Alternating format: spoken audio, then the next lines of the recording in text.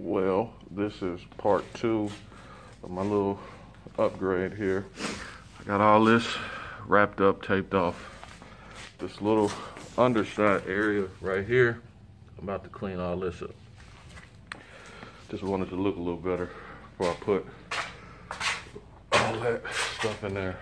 So that's what we got going on today. I'm over here looking like Walter White. Time to get my meth cooking. I got my little shit to remove the rust. Throw some gloves on, get to work. Ooh, it's getting foggy in this bitch. Cleaned it up, taped it off.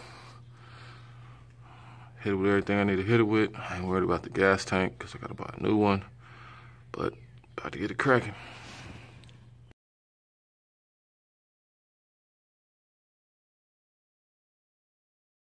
All right, let's see. Well, I clearly didn't leave it rusty like it was, but it's a whole lot better than what it was. It's still drying. I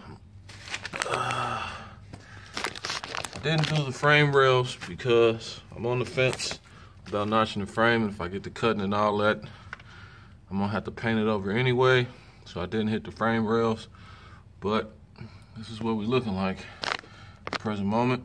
Looks a whole lot better than what it was. I mean, it ain't gotta be perfect, but it's just some, you know, some extra protection now that the car didn't have. So that's where we at with that.